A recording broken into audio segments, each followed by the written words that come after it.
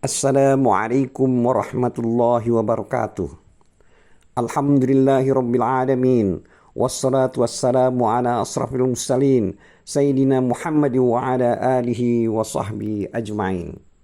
Amma ba'du. Hadis Muslim nomor 1497. Artinya, diriwayatkan dari Ibnu Umar radhiyallahu anhu, dia berkata, saya pernah mendengar Rasulullah sallallahu alaihi wasallam memerintahkan membunuh anjing.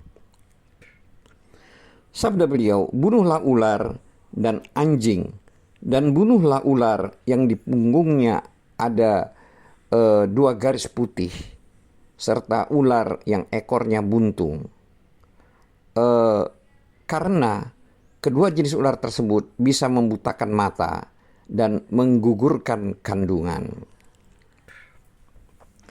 Kata Az-Zuhri, menurut kami demikian itu adalah karena bisa dan racunnya. Wallahu a'lam. Kata Salim, Abdullah bin Umar menuturkan, setiap ular yang saya lihat tak pernah saya biarkan hidup, melainkan selalu saya bunuh.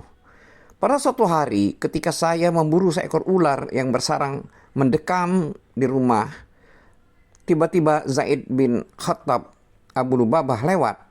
Kemudian dia mengatakan, hentikan hai Abdullah. Saya menjawab, sesungguhnya Rasulullah SAW memerintahkan membunuh ular. Kata Zaid bin Khattab, sesungguhnya Rasulullah SAW melarang membunuh ular yang bersarang atau mendekam di rumah. Hadis ini juga diriwayatkan oleh Bukhari, nomor hadis 3297. Sebagai keterangan,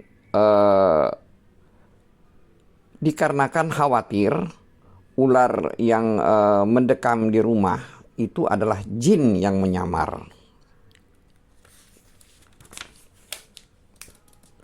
Hadis Muslim nomor 1498. Diriwayatkan dari Abu Sa'ib, pelayan Hisham bin Zurrah, bahwa dia pernah berkunjung ke rumah Abu Sa'id Al-Khudri radhiyallahu anhu. Kata Abu Sa'id, aku dapati Abu Sa'id Al-Khudri sedang sholat. Kemudian aku menunggunya sampai dia selesai sholat. Lalu aku mendengar suara sesuatu yang bergerak di pelepah kurma di sudut rumah. Kemudian menolehnya, ternyata ada seekor ular. Maka aku melompat untuk membunuhnya. Tetapi Abu Sa'id Al-Khudri memberi isyarat kepadaku agar aku duduk.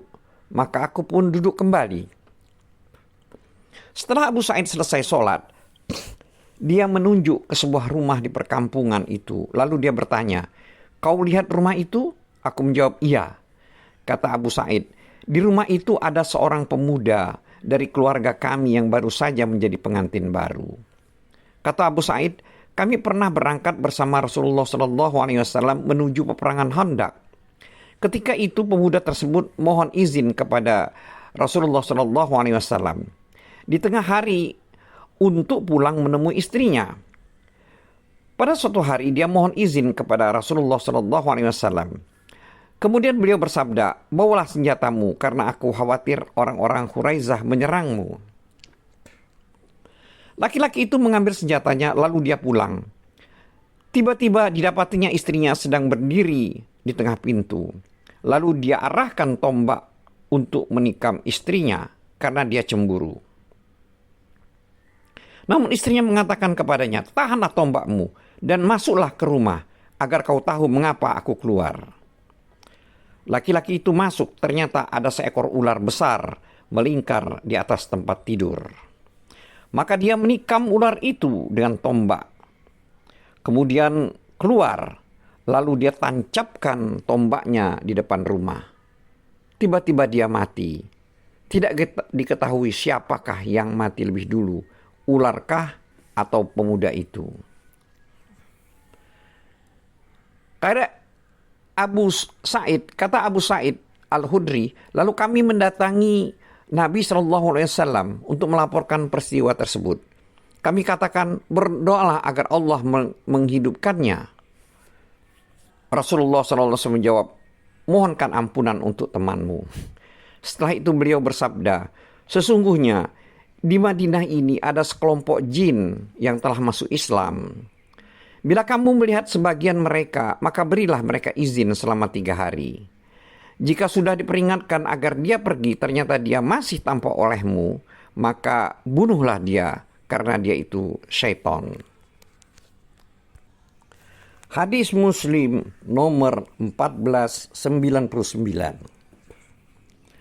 Diriwayatkan dari Abdullah bin Mas'ud radhiyallahu anhu, dia berkata, kami pernah di dalam gua bersama Nabi SAW.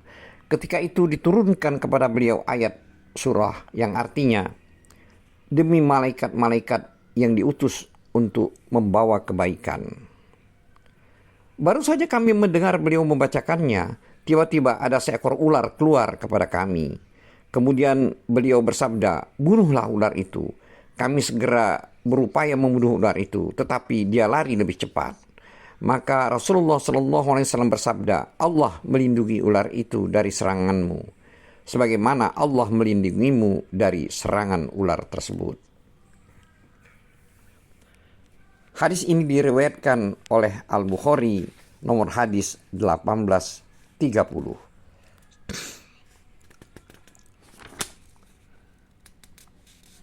Hadis Muslim nomor 1500. Artinya, diriwayatkan dari Sa'id bin Abu Waqqas radhiyallahu anhu bahwa Nabi SAW memerintahkan membunuh cicak dan beliau menamainya si penjahat kecil. Hadis ini juga diriwayatkan oleh Al-Bukhari nomor hadis 3307. Hadis Muslim nomor 1501. Artinya diriwayatkan dari Abu Hurairah radhiyallahu anhu, dia berkata, Nabi SAW pernah bersabda, barang siapa membunuh cicak dengan sekali pukulan, maka dia mendapatkan kebaikan sekian dan sekian. Barang siapa membunuh cicak dengan 2 kali pukulan, maka dia memperoleh kebaikan sekian dan sekian, yang lebih sedikit daripada yang pertama. Jika dia membunuh cicak dengan 3 kali pukulan, maka dia memperoleh kebaikan sekian dan sekian, yang lebih sedikit daripada yang kedua. Menurut riwayat lain, barang siapa membunuh cicak dengan sekali pukulan, maka dicatat untuknya 100 kebaikan. Jika dengan 2 kali pukulan, maka lebih sedikit dari itu. Dan jika dengan 3 kali pukulan, maka dia lebih sedikit dari yang kedua. Hadis Muslim nomor 1502. Diriwayatkan dari Abu Hurairah radhiyallahu anhu dari Nabi SAW. Beliau bersabda, salah seorang nabi singgah di bawah sebuah pohon, lalu dia digigit seekor semut. Kemudian maka dia meminta perbekalannya. Kemudian dikeluarkannya perbekalan yang telah dirayapi semut. Lalu dia perintahkan agar sarang semut tersebut dibakar. Maka Allah mewahyukan kepadanya, tidakkah hanya seekor semut yang menggigitmu, tetapi mengapa engkau bakar semut-semut yang lain yang bertasbih kepadaku? Hadis ini juga diriwayatkan oleh Al-Bukhari nomor hadis 3319. Hadis Muslim 1503. Diriwayatkan dari Abdullah bin Umar radhiyallahu anhu bahwa Nabi SAW telah bersabda, ada seseorang perempuan disiksa di neraka karena dia pernah menyiksa kucing. Dia mengikat kucing sampai mati. Maka dia masuk neraka karenanya. Dia tidak memberinya makan dan minuman, tetapi mengurungnya, dan dia tidak membiarkannya mencari makanan di muka bumi. Hadis ini juga diriwayatkan oleh Al-Bukhari nomor hadis 2365. Hadis Muslim nomor 1504. Diriwayatkan dari Abu Hurairah radhiyallahu anhu, dia berkata, Rasulullah SAW pernah bersabda, ada sekelompok orang dari Bani Israel hilang dan tidak diketahui apa sebenarnya yang mereka perbuat. Aku tidak melihat mereka itu melainkan menitis menjadi tikus. Tidakkah kau lihat jika disediakan air susu unta, untuk mereka, maka mereka tidak mau meminumnya. Tetapi jika disediakan air susu yang busuk untuk mereka, maka mereka meminumnya. Kata Abu Hurairah, aku ceritakan hadis itu kepada Ka'ab. Lalu dia bertanya, apakah dia mendengarnya dari Rasulullah SAW? Aku menjawab iya. Dia tanyakan itu berkali-kali.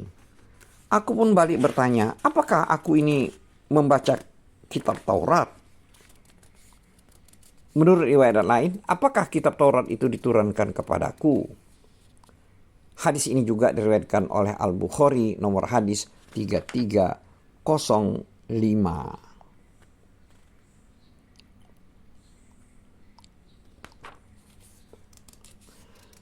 Hadis Muslim nomor 1505.